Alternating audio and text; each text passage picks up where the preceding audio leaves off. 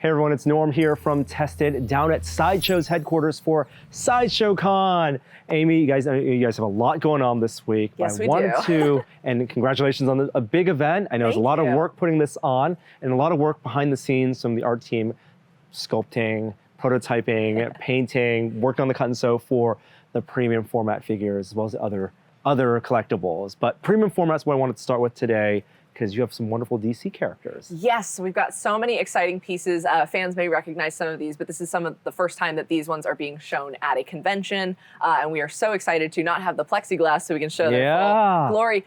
Let's start with the Batman premium format figure. So this is, of course, from the Batman film. Now, this was an intensive labor of love. We worked extremely closely with the WB team to ensure high fidelity accuracy to both the Bat Cycle and Battinson's signature suit. We've got a full degree of, you can see everything in that. And then again, front to back wheel, an entire bike. When a pose is chosen for a premium format, because you guys really push the limits every year on just the suspension of disbelief, on balance and weight. You're trying to do something that can only be done in a statue. Yes. Right. And here with the motorcycle, one leg out, I'm noticing more of his costume in this sculpt than I would have in your traditional silhouetted Batman. Yes, so as opposed to a posable 6-scale figure where you can change the moment to recreate scenes on your shelf, these are fixed pieces, and so we really want to make sure that we're capturing the best moment for the character and then for the collector to really have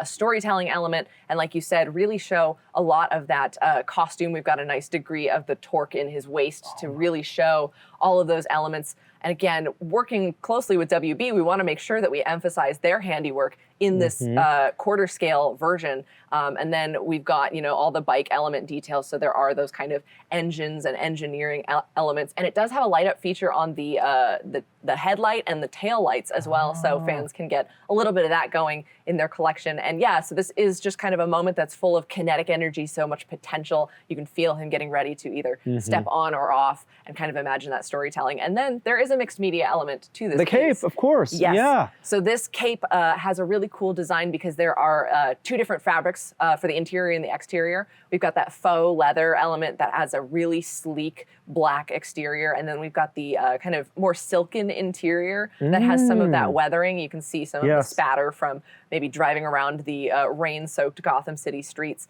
And there is wiring in the hem for that, so collectors can pose that dramatically to, again, enhance that storytelling and really add to that moment that we've captured here. It feels like he's just stopped and the wind is still catching the cape a little bit.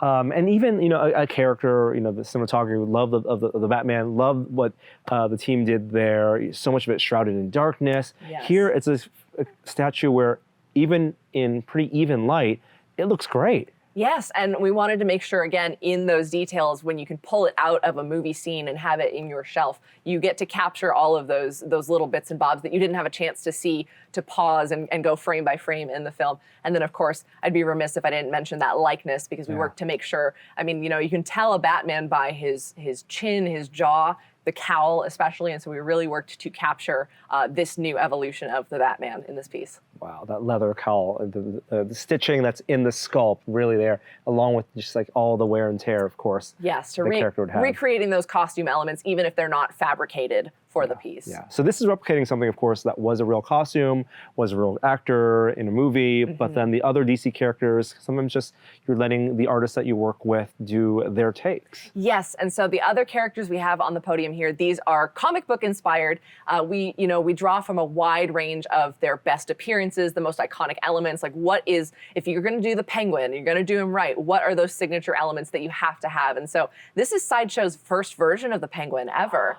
So, we've had the chance to visit multiple rogues and characters and many iterations of Batman over the years, but this is our first Penguin, and we are very excited about this piece, capturing those signature elements of the slightly more grotesque elements of Oswald Cobblepot, but again, keeping those iconic elements like the umbrella, the top hat, the monocle, and of course, his What legion a of base. penguins. Oh, you have penguins above the water, penguins swimming below the water.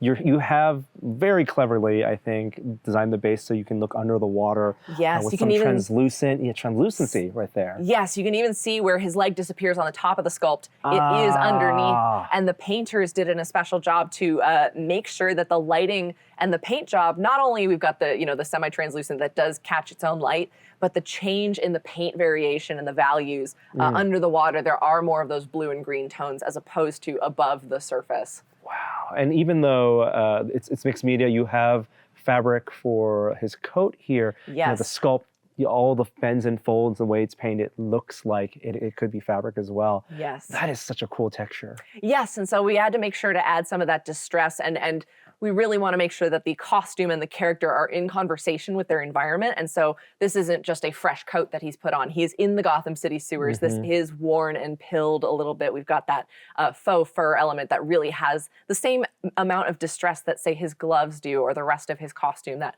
layered sculpt. So we wanted to make sure that it really felt like he was living in his environment. He's got a little blood on his gloves. It's messy business in Gotham City.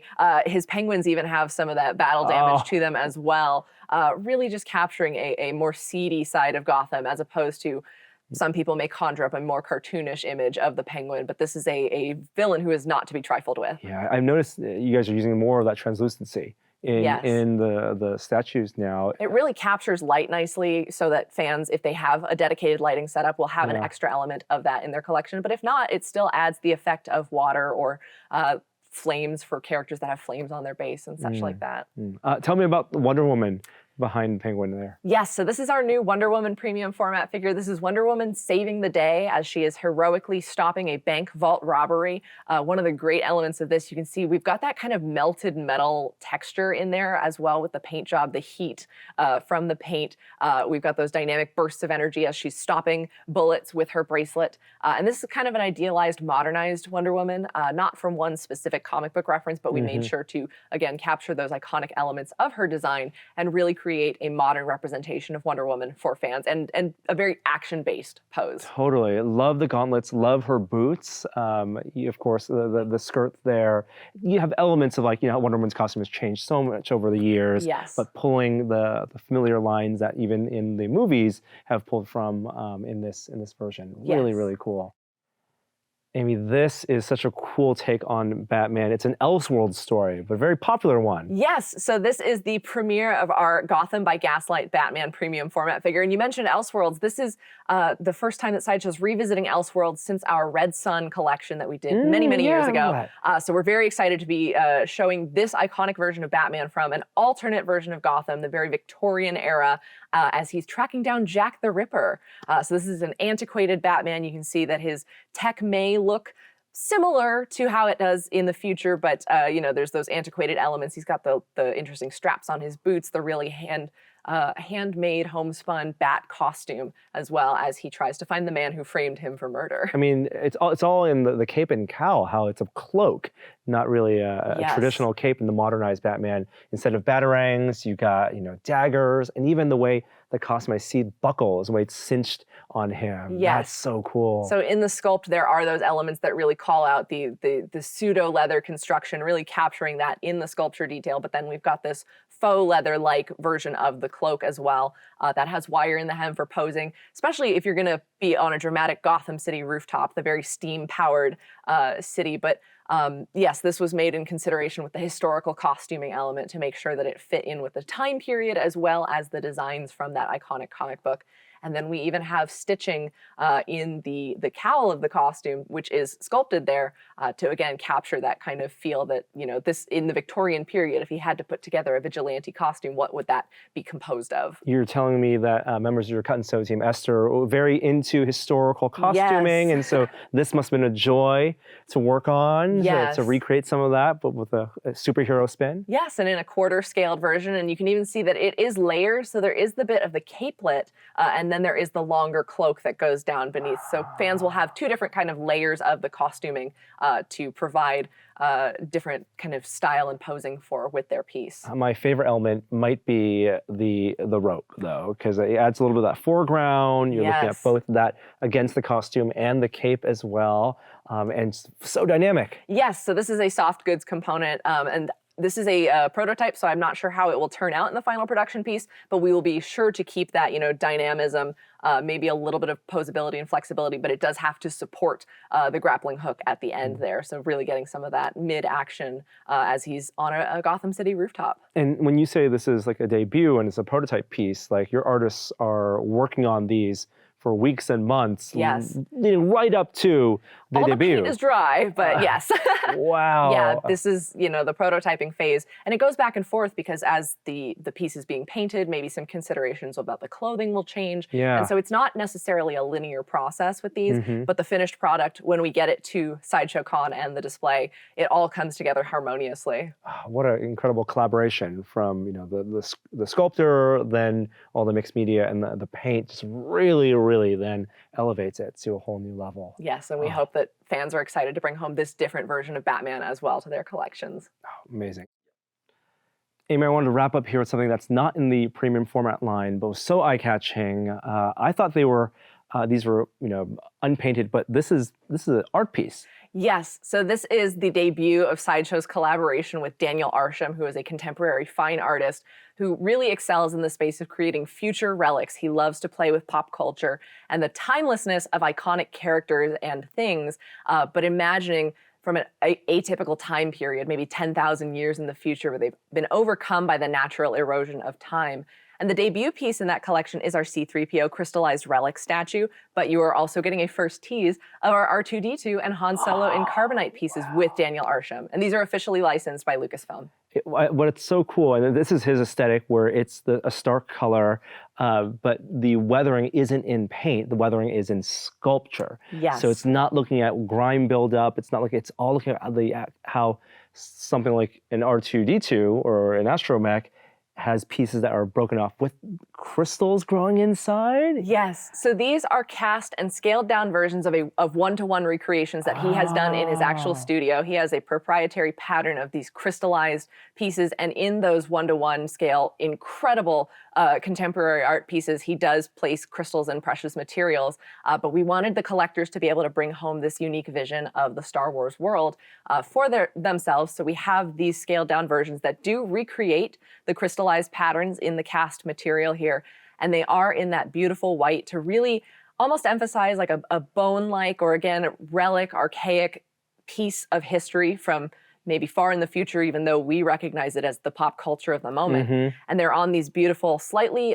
like blue off-white bases to, again, emphasize the stark contrast of these pieces. But all of the decay and the erosion, it's not random. He's very purposefully placing these throughout and creating depth into the elements. And again, just really imagining what would it look like if these were left for thousands upon thousands of years. I can absolutely see the intentionality in that decay, because it's not just in the front, it's all the way around in different levels of depth. It's so deep in some points where there's a lot of actual surface detail. Yes, inside. You can almost see into the dome, of R2-D2. And again, the cast and his designs here have also captured those signature details of all the pieces, so you can still see the recognizable iconic elements of Han Solo in carbonite, or all of C-3PO's little diodes and all the wires in his torso, or again, those signature parts of the astromech for R2-D2. But again, just giving fans a totally new perspective on something that they think they may already be familiar with, but really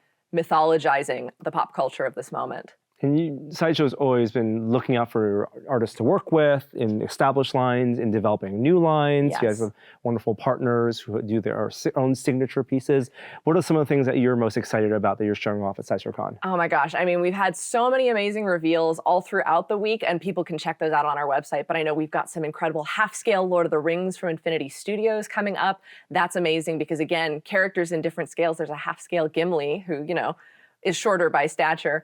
We've got those Hot Toys and Sideshow pieces. We've got some Masters of the Universe from Tweeterhead, so fans of the retro cartoons. We've got that going on, and then some more DC Comics and anime collectibles from our friends at Prime One, plus many, many more that I won't be able to mention here, but people will be able to see on our shows throughout the whole week. Absolutely. And thank you so much for welcoming me into this gallery space where we're once again so lucky not to have to deal with reflections and the acrylic and to see these wonderful sculptures and prototypes up close. Thank you so much, Amy. So good to see you again. Thank you. Hey guys, Adam Savage from Tested here. If you've ever seen the 6-inch ruler in inches and centimeters on my forearm and wanted one of your own, but you didn't want it to be permanent, well, today's your lucky day. You can now buy temporary tattoos of my measuring stick, my measuring forearm, at tested-store.com. Comes like this, goes on in about 30 seconds with a little water. The instructions are on the back. It comes off with rubbing alcohol, and hopefully it warms you up to the idea of permanently attaching a measuring device to your body, because I use mine every single day.